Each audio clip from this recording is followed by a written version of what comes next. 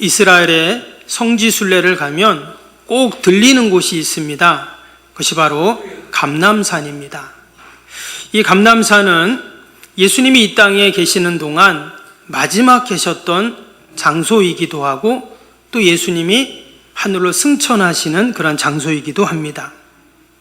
이 감람산은 예루살렘이 있으면 그 옆에 기드론 시내, 기드론 골짜기가 있습니다.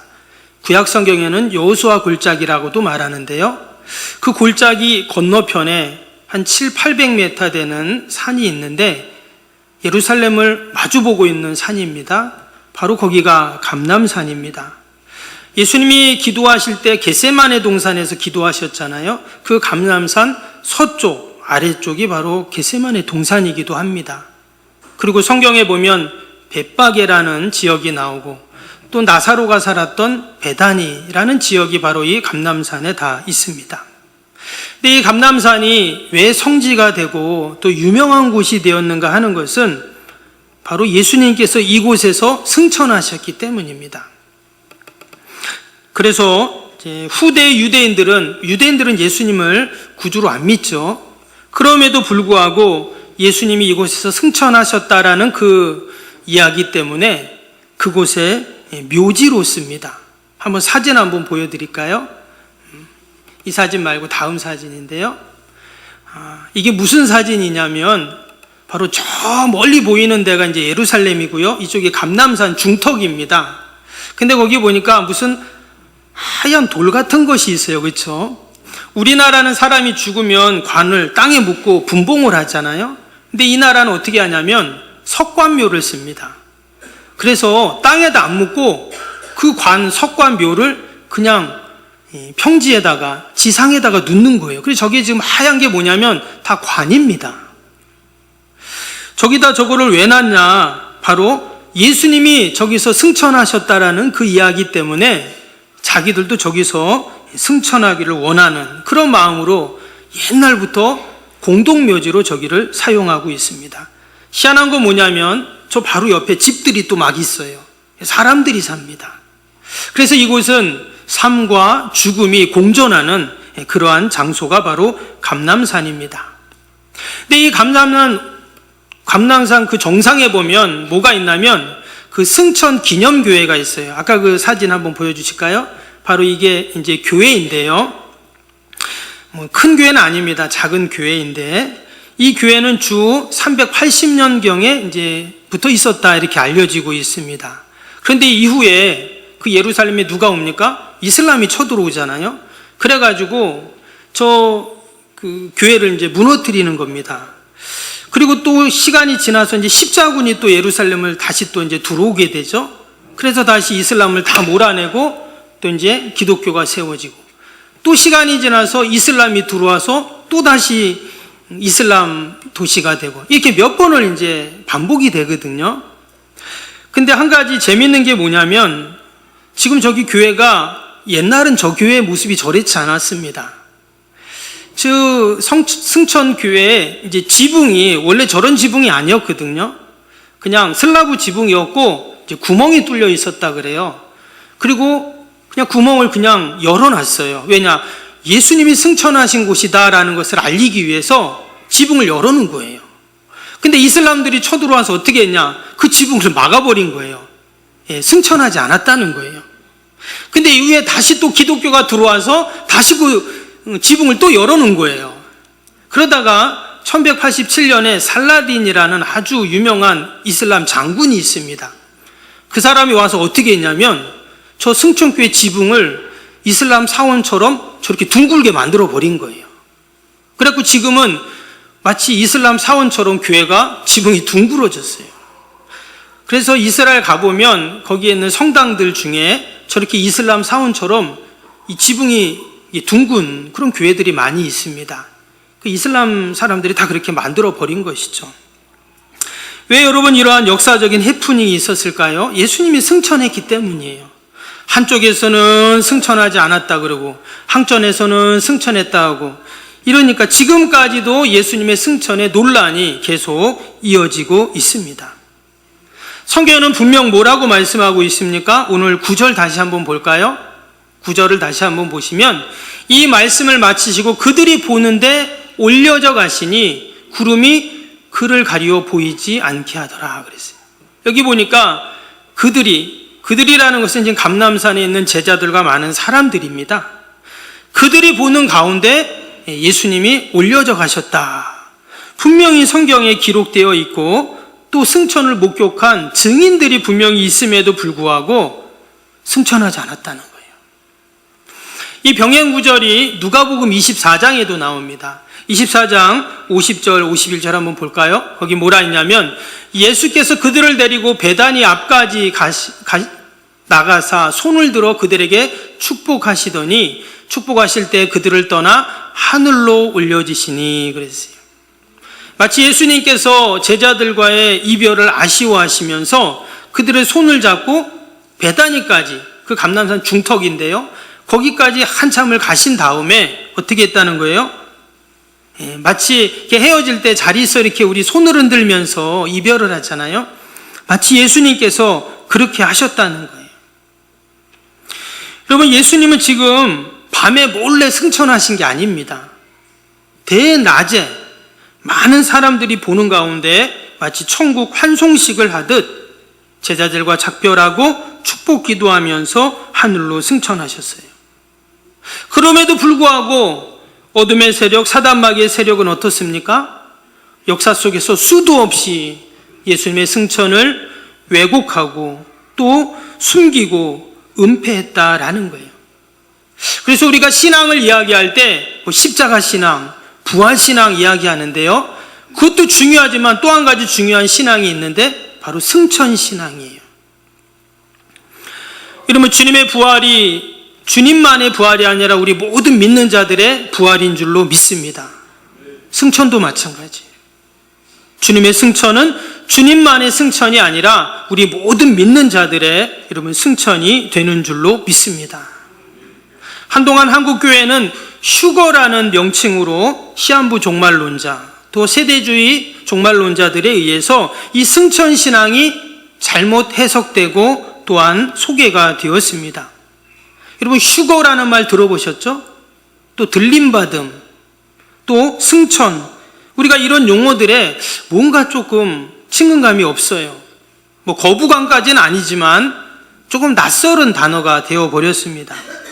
그런데 우리가 성경을 읽어보면 여러분, 이 승천 신앙에 대해서 많이 나옵니다. 그 대표적인 것이 바울 서신인데요, 데살로니가전서 4장 16절 17절을 한번 보겠습니다. 뭐라고 했냐면, 주께서 호령과 천사장의 소리와 하나님의 나팔 소리로 친히 하늘로부터 강림하시리니 그리스도 안에서 죽은 자들이 먼저 일어나고 그 후에 우리 살아남은 자들도 그들과 함께 구름 속으로 끌어올려 공중에서 주를 영접하게 하시니 그리하여 우리가 항상 주와 함께 있으리라. 주님의 재림에 대한 말씀이죠. 근데 여기 보니까 뭐라 그랬냐면, 우리가 주님을 영접하는데 어디서요? 공중에서 주님을 영접한다 그랬어요. 우리는 분명히 올라가는 게 맞는데 이미 주님이 가 계신 거예요. 승천하셨기 때문에 계시죠.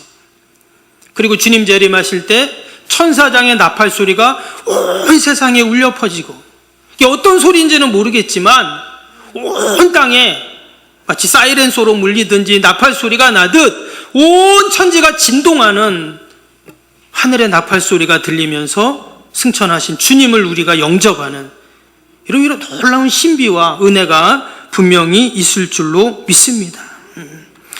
여기서 바울이 그냥 이야기한 것이 아닙니다. 이게 바울이 말한 복음의 핵심이고 바울 신학의 결론과 같은 이야기죠. 근데 우리는 어떻습니까? 이런 재림, 승천, 부활절 돼야 한 번씩 얘기하고, 또 장례 때나 추도 예배 때나 한 번씩 꺼내서 이야기하는 저부터 그렇습니다. 그러나 여러분, 이 승천 신앙은 너무나도 귀한 2000년 교회사 가운데 우리가 꼭 기억해야 할 교리 중에 교리이고 말씀 중에 말씀인 줄로 믿습니다. 어떤 사람들이 있습니다. 어떤 집단들이 있어요. 소위 우리가 이단, 사입이라고 말하는 그런 사람들이 이 예수님의 승천 이야기를 자신들의 유익에 맞게, 자신들의 구매에 맞게 그것을 잘못 전달한 그 일들로 인해서 우리 한국교회가 이처럼 이 승천에 대한 오해를 하고 있습니다. 그러나 우리가 개혁신앙의 전통에 따라서 바른 신학과 통전적인 성경 해석을 통해서 우리가 기계적 문자주의가 아닌 성경의 바른 해석 적용을 우리가 해야 할 줄로 믿습니다. 분명히 우리 주님은 말씀처럼 하나님의 나팔 소리가 불 때 다시금 이 땅에 오시는 날이 있을 줄로 믿습니다. 재림의 주님을 기다리는 우리 성도들에게 이 승천 이야기는 어떠한 의미인가? 오늘 사도행전 1장에 보면 이 예수님의 승천 이야기를 통해서 우리에게 주시는 너무나 귀한 교훈이 있습니다. 근데 그 말씀을 나누기 전에 먼저 미국에 아주 유명한 목사님이 계세요. 존 파이퍼 목사님이라고 아주 복음주의 목사님 중에 아주 유명한 분이십니다. 근데 이 목사님이 하루는 어떤 성도가 찾아왔대요. 그리고 뭐라고 얘기했냐면, 목사님, 왜 예수님께서 부활하신 이후에 왜 이 땅을 떠나셨습니까? 이렇게 물어봤어요. 여러분, 부활하셨으면 어때요? 부활하셨으면 이제 죽지 않는 거잖아요. 그럼 예수님이 그냥 계속 계셨다면, 2000년 동안 지금까지 계셨다면 우리가 부활의 주님을 만날 수 있잖아요. 우리가 이스라엘 가서 만나든지 아니면 부활한 주님이 대한민국에 와서 만나든지, 이런 만나면 어떨까요? 우리의 믿음과 신앙이 더 견고하지 않을까요?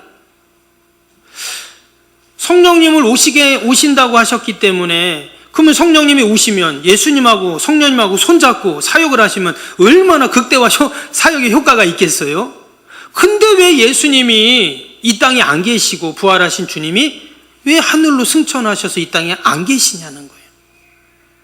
이 목사님이 이 질문을 딱 받고는 이제 대답을 해야 되잖아요. 근데 이미 이 질문에 대해서 교회 역사 가운데 수많은 사람들이 이 질문을 하고 답을 했어요. 왜 예수님이 승천하셨는가? 그냥 부활의 주님으로 계셨다면 우리가 부활의 주님 만날 수도 있고 얼마나 좋아요. 근데 승천하신 이유가 뭐냐? 바로 예수님께서 이 땅에 계시는 동안 모든 사역을 종료했다는 그런 증거라는 거예요. 또 예수님이 이 땅에서 맡겨진 과업을 성공하셨다는 증거예요. 또 하늘의 영광을 다시 찾았다는 증거이고, 또 하나님께서 예수님을 높이 들리셨다는 증거이고, 또 요한복음 14장에 보면 예수님이 그때 제자들에게 그랬거든요. 내가 먼저 가는데 내가 가서 너희를 위하여 거처를 예비하겠다 그랬어요. 그래서 예수님이 그 아버지 집에 우리를 위해서 거처를 예비하기 위해서 승천하셨다는 거예요. 또 에베소서 1장에 보면 이제 예수님께서는 온 지구와 우주를 통치하신다 그랬어요. 그래서 이 땅에 몸을 입고 이 땅의 제한적인 공간 속에만 있는 분이 아니라 저 하늘에, 어디 계신지 모르겠지만 저 하늘에 승천하셔서 이제는 온 세상을 통치하시는 분, 바로 그분이 승천하신 예수님이시다라는 거예요. 여러분, 다 이것이 맞는 말입니다. 그런데 여러분, 예수님이 승천하신 결정적인 이유가 있어요. 결정적인 승천을 해야만 하는 이유가 있어요. 그게 뭘까요? 바로 예수님의 신성이에요. 예수님이 하나님이시기 때문에 승천하는 겁니다. 아멘. 예수님이 하나님이기 때문에 승천하시는 거예요. 하늘 보좌를 버리시고 이 땅에 인간으로 오신 예수님, 힘들게 오셨는데 왜 굳이 또 하늘로 올라가시는가? 이게 아니라 예수님은 하나님이시기 때문에 있던 그 하늘로 올라가셨다는 거예요. 여러분, 성경을 보면 예수님이 하나님이신 것을 증거한 게 많죠. 동정녀 탄생, 이것도 예수님의 신성을 이야기한 겁니다. 세례받을 때 하늘로부터 음성이 들리죠. 또 예수님이 변화산 사건, 죽은 자를 살리시는 기적, 바다를 잔잔케 하시는 사건, 또 십자가에서 죽으시고 3일 만에 부활하신 사건, 이게 다 예수님이 하나님이라는 증거가 맞습니다. 그런데 무엇보다도 이 승천은요, 가장 예수님이 전능하신 하나님이심을 보여주는 어떤 사건과도 비교할 수 없는 그러한 증거다라는 것입니다. 우리 예수님이 승천하셨기에 우리에게 하나님이심을 보여주셨는 줄로 믿습니다. 우리가 늘 기도할 때마다 예수님의 이름으로 기도합니다 그러잖아요. 여러분, 우리가 기도하는 그 예수님은 성자 하나님이신 줄로 믿습니다. 예수님은 하늘로 승천하시면서 우리에게 너무나 중요한 두 가지를 말씀해 주셨습니다. 그 두 가지가 뭘까요? 첫 번째는 자신이 가지고 계셨던 하늘과 땅의 모든 권세를 우리에게 양도해 주셨습니다. 오늘 1장 9절에는요, 부활하신 예수님이 제자들과 많은 말씀을 하시고 그 다음에 어떻게 해요? 그냥 하늘로 올라가셨다만 이렇게 이야기를 하는데, 누가복음 24장에 보면 예수님의 이 승천의 상황을 좀 더 보충을 합니다. 아까 읽었던 말씀인데요, 누가복음 24장 50절 51절 다시 보시면 예수께서 그들을 데리고 베다니 앞까지 나가사 손을 들어 그들에게 축복하시더니 축복하실 때 그들을 떠나 하늘로 올려지시니 했습니다. 예수님이 지금 제자들과 이렇게 작별하는 게 너무 아쉬웠어요. 그래서 그들의 손을 잡고 지금 베다니까지 갔다고 했죠. 그 다음에 어떻게 하셨어요? 그냥 안녕하고 간 게 아니라 오늘 말씀해 보니까 손을 들어서 그들을 축복하셨다, 이렇게 지금 말씀을 하고 있어요. 과연 어떤 축복, 어떤 기도를 하셨을까요? 여러분, 우리가 이렇게 손을 들고 기도한다, 손을 들고 축복한다, 일상적이진 않죠. 그냥 기도할 수 있잖아요. 근데 지금 예수님은 어떻게 하셨냐? 50절에 보면 손을 들어서 그들을 축복하셨다. 이건 축복 기도하셨다, 이런 말입니다. 예수님은 마지막, 그러니까 이 땅에 계시면서 마지막까지 우리에게 마지막까지 해주고 싶었던 게 뭐였냐면 축복이었어요. 마지막 손을 들어서 제자들을 축복하시면서 너희들은 꼭 축복을 받아야 돼. 너는 반드시 복을 받아야 돼. 근데 지금 그곳에 있는 사람들은 어떤 사람들이죠? 예수님을 배반한 제자들이잖아요. 베드로 같은 경우는 예수님을 부인하고 저주까지 했단 말이죠. 우리가 지난주 도마를 보았지만 도마 같은 경우는 자기는 부활하신 주님 못 믿겠다고 했어요. 내가 어떻게 믿냐? 내가 그 예수님 옆구리에 창자국에 손을 내가 찔러보지 않고는, 내가 확인 안 하고는 난 안 믿어, 이랬던 사람이었어요. 참, 도마도 진짜 사람이 진짜 못됐죠. 여러분, 그 예수님의 못자국 난 손과 옆구리의 창자국은 어떤 자국이에요? 예수님의 아픔이고 상처잖아요. 여러분, 누가 내 아픈 상처 건드려 보세요. 얼마나 화가 납니까? 그걸 끄집어내보세요. 얼마나 힘들어요. 근데 그걸 내가 만져보겠다는 거예요. 그런 도마가 지금 그곳에 있어요. 또 베단이라는 곳은 어떤 곳이냐? 당시에 가장 못 살고 소외되고 이런 사람들이 사는 곳이 베단이에요. 왜? 예루살렘에 그들은 못 사니까 그 기드론 건너편에 가서 감난산에 사는 거예요. 심지어 거기에는 나병 환자들도 살았다 말합니다. 그렇다면 지금 예수님이 마지막까지 손을 들어 축복했던 그 사람들은 어떤 사람들이냐? 예수님을 배반하고 저주하고 또 예수님 아픈 부위를 자꾸 찌르고 사람들로부터 아무런 대접도 못 받는 그런 사람들이에요. 그런데도 어떻게 한다고요? 예수님이 마지막까지 그들을 축복하셨어요. 여러분, 이 모습이 바로 교회의 모습인 줄로 믿습니다. 이 모습이 바로 우리 성도들의 모습이에요. 내가 좋아하는 사람만 좋아하는 게 아니라, 저 사람 나에게 유익이 있을 거다 해서 내가 그 사람하고 지내는 것이 아니라, 때로는 나를 힘들게 하고도, 예수님은 원수를 위해서도 기도하라 말씀하셨잖아요. 나에게 유익이 안 돼도, 때로 나를 힘들게 하는 사람일지라도 그럼 내가 그를 위해서 축복하는 것이 바로 여러분 승천 신앙의 모습인 줄로 믿습니다. 근데 마치 이 모습은 어떤 모습이냐?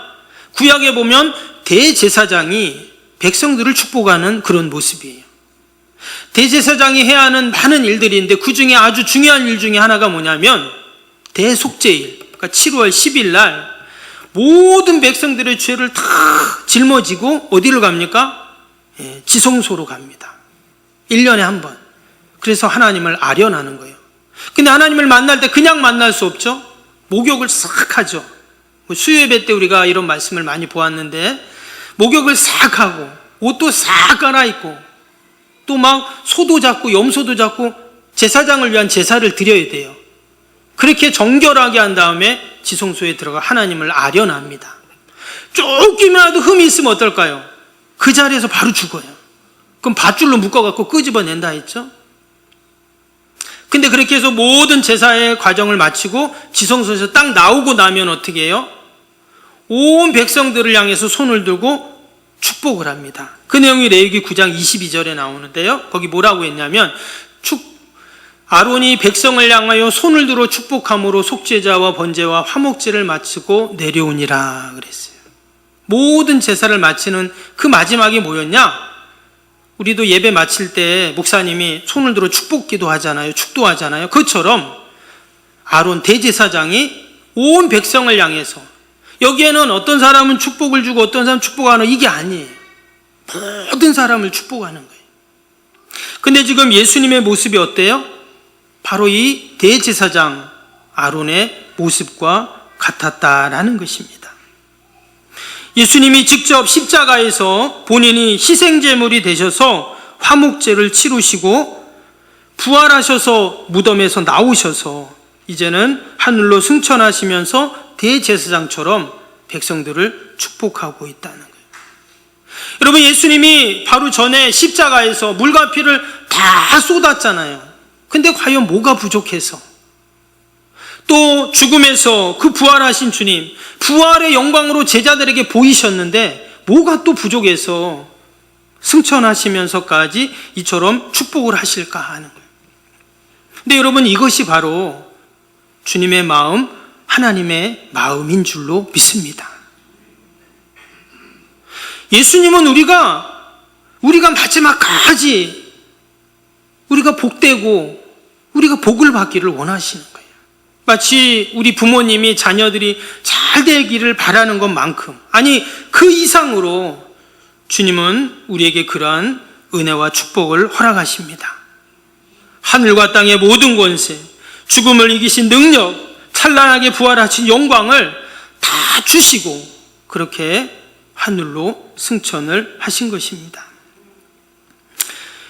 여러분, 승천신앙이라는 것이 바로 이런 것입니다. 우리가 승천하신 그 주님의 마음을 품고 주님이 마지막 승천하시면서 우리에게 보여주셨던, 우리가 그 모습으로 우리가 한 주간도 세상에서 내가 처한 가정과 일터에서 우리가 그렇게 살아갈 때 하나님이 기뻐하실 줄로 믿습니다.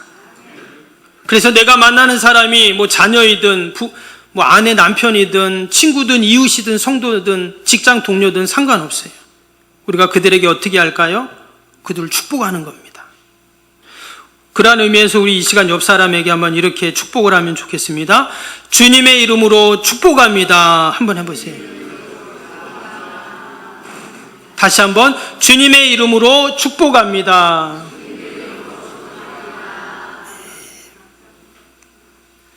그리고 또 한 가지가 있습니다. 또 한 가지는 뭐냐면, 주님께서 다시 오신다 하는 재림을 약속하셨어요. 승천하시면서. 오늘 11절 말씀 다시 봅니다. 11절에 이르되 갈릴리 사람들아 어찌하여 서서 하늘을 쳐다보느냐? 너희 가운데서 하늘로 올려지신 이 예수는 하늘로 가심을 본 그대로 오리라 하셨느니라. 여기 보면 10절에 보면 두 사람이 나옵니다. 이 두 사람은 전통적으로 천사로 알려지고 있어요. 지금 그 천사들이 하는 말이에요. 사람들이 예수님이 하늘로 다 이렇게 올라가시니까, 승천하시니까 그것을 멍하니 보고 있는 거예요. 그때 천사들이 하는 말입니다. 예수님은 너희가 지금 보는 대로 하늘로 가신 그대로 어떻게 한다고요? 오신다는 거예요. 재림하신다는 거예요.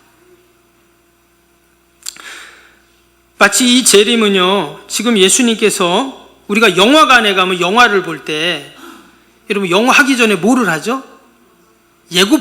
광고 말고 예고편을 하잖아요. 다른 영화 예고편을 딱 합니다.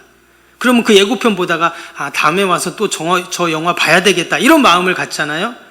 마치 지금 예수님이 승천하시면서 재림하실 것을 예고편으로 지금 말씀한 거예요.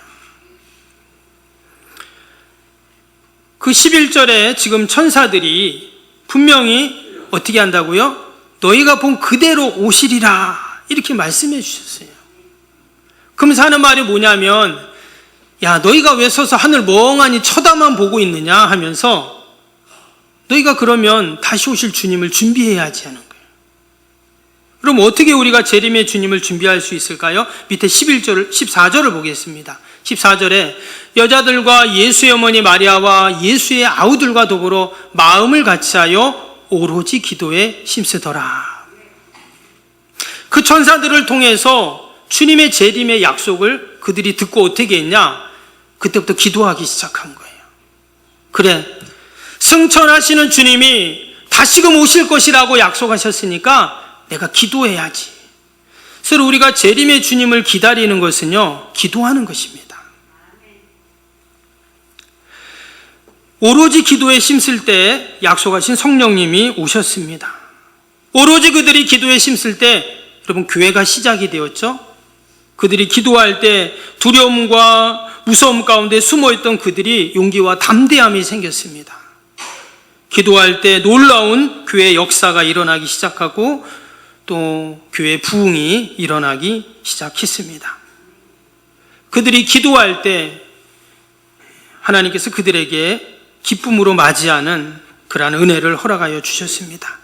우리가 한 주간을 살면서도 이미 부활의 주님에 대한 그 소식을 우리가 들었습니다. 그리고 우리도 도마처럼 부활의 주님을 여러분 다 만났어요. 그리고 이제 주님이 승천하시면서 약속하신 재림의 주님을 우리가 이제는 기다리고 있습니다. 우리가 한 주간을 살면서도 다시 한번 우리가 함께 기도하면서 재림을 기다리는 저와 여러분이 되시기를 축복합니다. 주님이 마지막까지 우리에게 복이 되기를 원하시고 축복하기를 원하셨던 그 주님을 생각하면서 우리가 한 주간도 그 주신 축복으로 이 땅에서 승리하고 기도로 재림을 준비하는 저와 여러분이 되길 주님의 이름으로 축복합니다.